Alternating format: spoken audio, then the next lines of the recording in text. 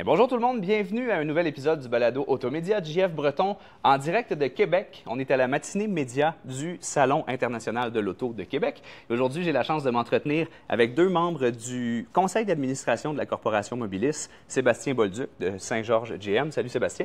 Bonjour, ça va bien? Ça va très bien toi aussi? Très bien. Génial. Stéphie Tige du groupe Tige. Bon matin. Comment vas-tu? Ça va bien, merci toi aussi. Excellent, oui, ça va super bien. Je vois que tu n'es pas seul aujourd'hui pour l'entrevue. On a une petite moitié avec nous. Merveilleux. Bien, merci à tous les deux d'avoir accepté l'invitation puis de prendre le temps ce matin qu'on ait cette petite discussion-là. Je trouvais ça important qu'on puisse parler de ce qui se passe dans l'industrie de l'automobile présentement. On sait qu'il y a beaucoup d'actions ces jours-ci, ces mois-ci, ou je devrais dire ces années-ci, mettons. On va y aller plus large un peu. Et je trouve que c'est un excellent timing avec le salon qui ouvre ses portes demain officiellement au public. Oui. D'entrée de jeu, parlez-moi un petit peu justement de ce que ça représente cet événement-là ici à Québec. On sent, d'une année à l'autre, on sent qu'il y a vraiment un attachement des concessionnaires, puis un engagement aussi de la part des concessionnaires à vouloir que cet événement-là se perdure, puis à faire ce qu'il faut pour que ça fonctionne. Parlez-moi un peu de cet élément-là là, pour casser la glace. Salut tout le monde, JF Breton ici. Et juste avant de passer à l'entrevue, l'épisode d'aujourd'hui est une présentation de l'agence Automédia qui s'attaque aux 25%.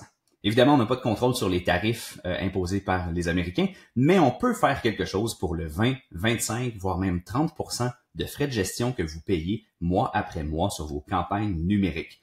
On veut faire notre bout pour vous aider, surtout dans le contexte actuel, et une des manières d'y arriver, c'est en vous offrant des campagnes hautement performantes et personnalisées, mais surtout en vous chargeant seulement les heures réellement investies par notre équipe dans vos campagnes en toute transparence. Rien de plus, rien de moins. Faites le calcul, on parle potentiellement de milliers de dollars en économie. On n'est pas seulement des passionnés de l'automobile ou des experts en marketing numérique. À l'agence Automédia, on est le mélange des deux au service de votre concessionnaire. Donc, pour tous vos besoins en marketing, gestion de réseaux sociaux, création de contenu, vidéo, photos et à l'écrit, et en publicité numérique, rendez-vous à l'adresse agence.automedia.ca. À nouveau, c'est agence.automedia.ca. Pour tout de suite, bonne entrevue. Absolument. À Québec, c'est un événement qui est très, très important puis charnière pour le milieu automobile puis pour notre saison, tout simplement, qui commence le printemps en force. C'est un salon aussi qui représente beaucoup de concessionnaires seuls. Donc, il y a des manufacturiers, mais il y a des concessionnaires aussi qui s'investissent. Ça, c'est un beau plus qu'on a, je pense, dans la grande région de Québec, d'avoir des concessionnaires propriétaires qui veulent s'investir auprès du salon, puis auprès des consommateurs aussi pour démontrer toute la grande gamme de véhicules qu'on est capable d'offrir ici même à Québec. Vraiment. Vraiment, c'est la bougie d'allumage, je vous dirais. Là. On le sait, c'est le printemps, les gens ont envie de fondre un petit peu, peut-être pas aujourd'hui, mais le reste du temps, normalement, les gens ils attendent le salon pour venir confirmer leur achat souvent. Puis ce qui est le fun dans notre salon, puis je ne parle pas de d'autres salons, mais notre salon, il n'y a pas un parcours qu'il faut absolument suivre. On peut aller dans un kiosque, s'asseoir dans un véhicule, puis retourner dans l'autre qu'on avait vu avant, comparer. Fait qu'on peut venir confirmer notre achat, puis c'est ce qui se passe à Québec. Comme j'aime bien dire, on le dit souvent, c'est le salon canadien avec le plus de visiteurs au prorata de la population, qui est très populaire, notre salon. Fait que il y a un engouement auprès des concessionnaires, mais aussi auprès du public qui est au rendez-vous d'une année à l'autre. Comment vous expliquez ça, justement? Qu'est-ce que ça représente concrètement pour les concessionnaires? Vous êtes tous les deux en affaires dans le marché du Grand Québec, justement. Qu'est-ce que ça représente pour vous, cet événement-là, sur, justement, la business? On vient d'en parler, évidemment, en termes de timing, notamment, c'est le printemps, ça lance bien la saison. Mais, justement, ce que ça représente pour les concessionnaires, là, un événement comme celui-là? Bien, c'est ça, c'est là où est-ce que les consommateurs, comme disait Sébastien un petit peu plus tôt, magasinent, puis vont confirmer leur choix, puis vont venir après ça en concession vraiment partir avec le véhicule de leur rêve. Puis c'est vraiment les mois de mars, avril, c'est des beaux mois pour les concessionnaires, surtout au Québec, mais nous à Québec aussi, avec notre température qui devient un petit peu plus douce. On est vraiment chanceux de pouvoir avoir ces clients-là en ce moment. Est-ce qu'il y a quelque chose en particulier par rapport à l'édition 2025 qui mérite d'être souligné là, pour terminer la boucle, justement, salon, cette édition? Est-ce qu'il y a des éléments que vous aimeriez mettre de l'avant par rapport à ce qui attend les gens? Bien, à Québec, on en profite souvent, vu que c'est la semaine de relâche. On en profite pour faire le salon cette semaine-là, puis on ne met pas juste des automobiles. On met, c'est sûr que c'est le cœur du salon, ça reste l'automobile, c'est notre industrie, puis on le fait en premier lieu pour ça. Mais on a beaucoup d'activités familiales, tu sais, la zone familiale de jeux gonflables qui est ici, hyper populaire, des essais de véhicules, des petits kartings pour enfants, des 4 roues. Mais il y a aussi les compagnies comme qui font du rap, excusez mon terme anglais, mais c'est ça quand même. Des compagnies qui font comme GA Suspension, qui font des suspensions, ils font des camions incroyables. Fait qu'on a tout pour faire triper toute la famille au complet. Oui, puis il y a plusieurs petits kiosques aussi qui sortent un peu de l'ordinaire, qui amènent un côté plus ludique, on va dire comme ça. On a un barbershop, on a des tatous. Puis aussi, cette année, la grande nouvelle, c'est la NSPW, le gala de lutte. On a 3 soirs, 3 soirs, mais 4 combats par soir. Donc, oui. C'est un gros plus pour le Salon de l'Auto puis pour tous les amateurs de lutte là, à Québec. Là. OK. Oui, bon, on fait ça différent, nous autres. Avez-vous déjà choisi votre tatou ou non, ça va être... À suivre. OK, parfait. Au niveau du salon, pour terminer là-dessus, justement, on a eu dans les dernières années on voyait là, qu'il y a déjà eu des meilleures années pour les salons de l'auto, de façon générale. On regarde ce qui se passe un peu partout, notamment en Amérique du Nord. Mais donc, justement, avec ce que vous venez de me décrire là, j'ai comme l'impression qu'à Québec, cette effervescence-là est là pour rester. Puis on a l'impression, en tout cas, que l'événement n'a pas de ralentissement à l'horizon. Pas du tout. Pas du tout. On a toujours eu à Québec aux alentours de 70 000 visiteurs. Puis on s'attend encore... On ne s'attend pas de baisse cette année, on ne peut pas prévoir. C'est certain que la température peut jouer un tour. L'an dernier, pour vous dire, on était parti pour avoir une année record. Le dimanche a fait qu'il a tombé beaucoup de neige, puis qu'on a eu un petit peu moins de monde cette journée-là, mais avec raison, c'est normal. Mais normalement, je ne vois pas pourquoi il y aurait une baisse encore cette année à Québec. Bien, c'est merveilleux. Ça fait le tour un petit peu de l'événement comme tel. Si on se recule un peu et on prend un peu d'altitude pour parler de l'industrie en général, j'aimerais vous entendre sur... On l'a dit d'entrée de jeu, là, il se passe pas mal d'affaires, puis notamment en ce moment, cette année, c'est très volatile, notamment au niveau des politiques. On a parlé des subventions au niveau électrique, on parle du 25 de tarif peut-être avec les États-Unis. Est-ce que ça va arriver, ça n'arrivera pas? Parlez-moi un peu de cet écosystème-là dans lequel ça semble être quand même assez... complexe et imprévisible d'essayer de faire de la business finalement. Là. Comment vous le vivez concrètement? Bien, c'est sûr que c'est beaucoup de points d'interrogation pour une entreprise en soi. Par contre, on est des... Bien, Sébastien et moi, on est des gens qui travaillons au quotidien avec nos équipes puis qui, je pense en parler pour Sébastien à 100 mais qui sont des gens de stratégie puis qui veulent aller de l'avant. Donc, ce que j'aime dire, c'est qu'on contrôle ce qui est contrôlable, puis on se focus sur la business qu'on est capable de contrôler. Puis malheureusement, on va subir ou on va attendre de voir les informations qui vont suivre par rapport à ça. Mais pour ce qui est de l'automobile, je pense qu'en général, on est des gens de passion, de fougue, puis on continue notre bon travail. C'est à peu près ça, je dirais. Elle a pas mal tout dit. Mais je pense que, je veux dire, on contrôle notre, comme elle dit, la stratégie, on contrôle notre mix d'inventaire en conséquence des promotions ou qu'est-ce qui se passe sur le marché. Puis les ventes sont au rendez-vous présentement. Début d'année incroyable. On n'a aucun problème présentement. Là. Ça va bien. Puis même, tantôt, on parlait des subventions. Tu sais, oui, les subventions, ils ont tombé un petit peu. Par contre, pas se cacher, les manufacturiers ont rajusté leur promotion, ces choses-là. Puis présentement, le paiement d'un véhicule électrique présentement et le paiement qu'on avait avant les fêtes est sensiblement le même. Malgré le retrait des subventions. Malgré le retrait des subventions. Donc, pour les consommateurs, ça demeure... S'ils étaient en processus d'achat et étaient en train de travailler leur budget en fonction de ce qu'ils voyaient, disons, il y a quelques mois, sont quand même capables de tirer leur épingle du jeu à un budget similaire. Oui. Intéressant, intéressant. Sinon, ben, est-ce que au courant de l'année, outre là, les éléments dont on vient de parler en termes de politique, quels sont les plus grands challenges, je dirais, comment ça se présente pour vous? Qu'est-ce qui occupe là, vos pensées et vos énergies au niveau de la planification de 2025, là, notamment ici dans le marché de Québec? C'est une bonne question. Bien, c'est sûr que le possible retour des subventions fait en sorte qu'il va peut-être avoir un engouement prononcé qui va revenir, parce qu'on ne se le cachera pas, il y a eu une petite baisse à ce niveau-là. Puis nos inventaires sont encore bien garnis de véhicules électriques. Donc, ça va être un défi, mais un défi comme parmi tant d'autres, on était capable de relever dans le milieu automobile, surtout à Québec. On est des concessionnaires qui se tiennent aussi, donc habituellement, on est capable de bien s'en sortir. On se parle, on travaille ensemble, puis ça va bien. Les autres choses qui préoccupent, ben, c'est sûr que les menaces de frais de douane, ces choses-là, puis préoccupent beaucoup de gens dans n'importe quelle industrie.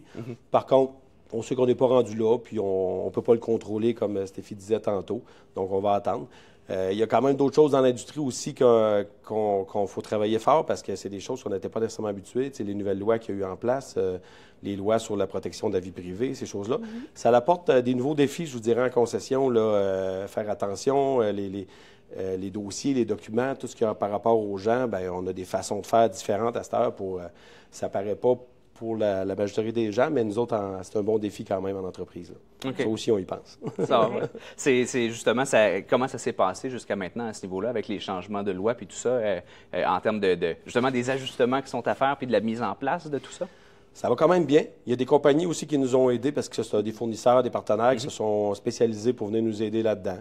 Des nouveaux logiciels, des nouvelles façons de faire, même des logiciels que les documents, après 30 jours, se suppriment automatiquement. Donc, on est sûr de ne pas rien oublier quelque part, parce qu'on reste des humains. Fait que ça travaille quand même assez bien. Il faut juste s'adapter tout le monde puis travailler avec notre équipe en place pour être sûr qu'ils sont au courant de ces choses-là aussi. Le point de vue aussi, comme tu disais, Sébastien, de l'équipe, je pense qu'en 2025, on a encore aussi un défi au niveau du personnel. Aller trouver du bon personnel pour venir nous aider dans cette belle croissance-là qu'on est en train de vivre aussi, que ce soit autant au niveau du service, au niveau des ventes, de l'administration. C'est toujours c'est un sujet chaud pour tout le monde. Pour l'automobile, on y fait partie aussi. Donc, ça va être un autre beau défi. Bien, c'est intéressant. Puis faisons un peu de pouce là-dessus, justement. Le volet ressources humaines, le volet RH, c'est quelque chose dont on entend parler particulièrement là, depuis les dernières années, je dirais, là, qui est vraiment un sujet chaud. Là. Je ne pense pas qu'il y a beaucoup de concessionnaires au Québec présentement qui n'ont pas au moins une offre d'emploi d'afficher dans un ou l'autre de leur département. Parlez-moi un peu de justement comment ça se passe à ce niveau-là et comment on peut faire justement pour attirer la main-d'œuvre dont on a besoin dans l'industrie et la conserver. Bien, c'est sûr qu'on a beaucoup d'offres d'emploi d'ouverts. Comment on peut être plus attrayant? Bien, c'est sûr que on a tous des très belles bâtisses au goût du jour. On est capable de bien aller chercher les gens. Surtout, moi, je pense souvent aux techniciens, techniciennes en arrière-plan qui sont des gens qui sont aussi à bord d'informatique, de technologie. Donc, pour ça, c'est super le fun d'aller chercher ces gens-là. Puis sinon, on a aussi cette année la Corporation des concessionnaires du Québec qui a mis en place un site web complet pour le recrutement. Ma carrière en concessionnaire. Ma carrière en concessionnaire, en effet. Donc, c'est des choses aussi qui viennent donner un beau gros support là, aux concessionnaires pour aller recruter aussi des gens qui n'étaient pas nécessairement, qui n'avaient pas pensé à ça en premier, mais qui... par des capsules que Ma carrière en concessionnaire a fait aussi, d'aller chercher le plus d'engouement auprès des gens qui n'avaient pas pensé à l'automobile en premier lieu.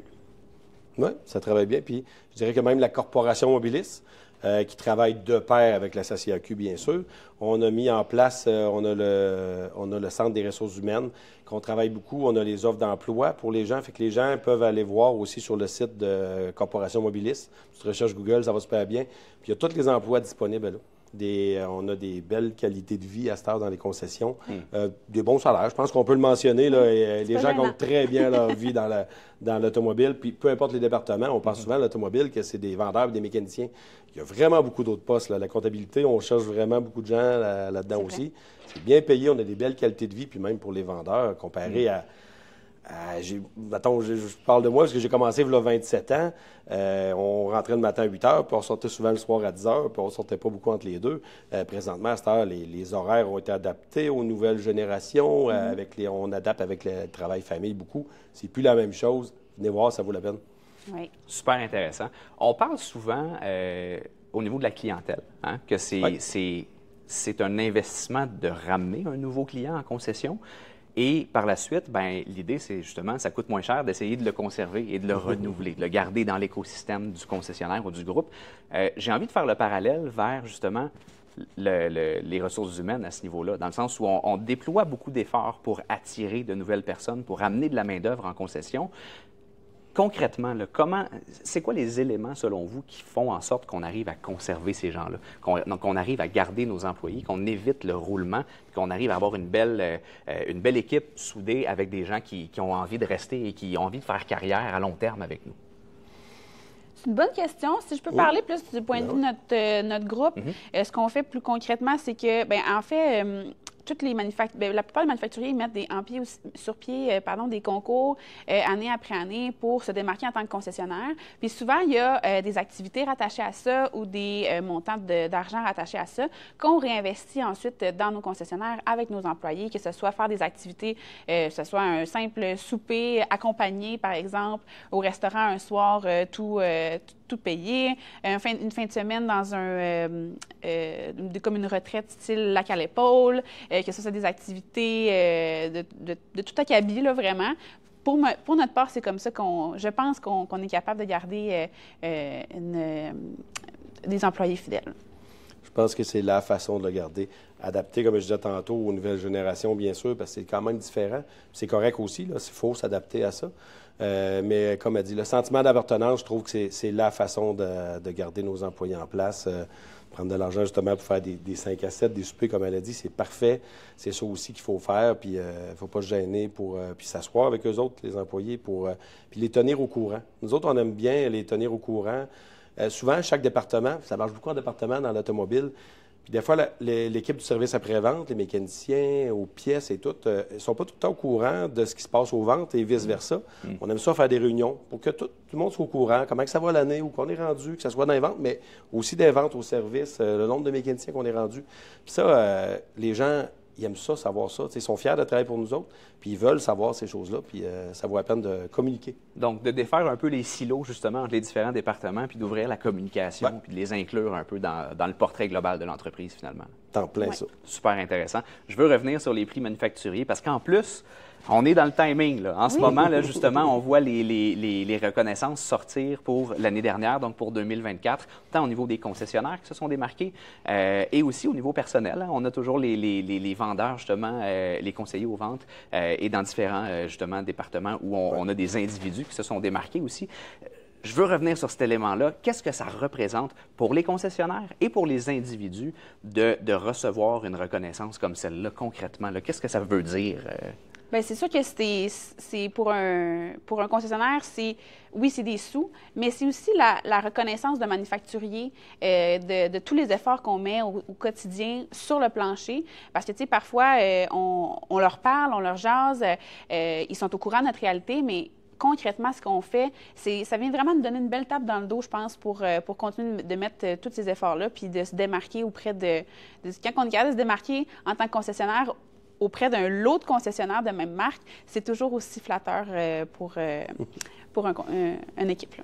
Oui, bien, beau le dire qu'on est beau, on est fin, on est les meilleurs, mais quand on gagne un prix de même, bien, on est capable de le prouver que c'est vrai ce qu'on a dit. Ouais. Oui, puis il faut dire que ce n'est pas des prix qui se gagnent uniquement sur le volume de vente. Hein? Non. Il y a l'élément satisfaction de la clientèle, justement, gestion des affaires, comment l'entreprise se gère. Ça fait partie des critères de sélection, là. Ah oui, la liste est longue, oui, quand très, même. très longue. Autant la conformité des papiers aussi, qu'on oublie qu'on ne voit pas nécessairement non plus de la part d'un client, que ce soit vraiment service à la clientèle, les reviews, excusez-moi l'anglicisme, des clients, mais oui aussi la part en vente, c'est sûr, mais tout ce qui est qui se voit pas de la part d'un client, là, la liste est longue là, des indicateurs qu'on pourrait atteindre, là. C'est pas mal ça, oui. OK, excellent. On a parlé d'outils, on a parlé de nouvelles, de choses qui changent finalement dans l'industrie. Une des affaires qui a beaucoup évolué aussi dans les dernières années, c'est les différents outils qu'on utilise à l'interne pour travailler. Je voudrais vous entendre sur les nouveaux outils qui arrivent tranquillement. Je pense notamment à l'intelligence artificielle. Je pense notamment à la façon dont les gens veulent magasiner une auto, au type de communication qu'ils veulent avoir. Parlez-moi un peu de vers où ça s'en va, à quoi ça ressemble finalement concrètement en concession là, en 2025 à ce niveau-là. Est-ce qu'il y a du nouveau, est-ce qu'il y a des outils avec lesquels vous explorez en ce moment? Comment ça se passe? Bien, il y a beaucoup de... C'est sûr qu'avec les dernières années, il y a eu beaucoup d'innovation.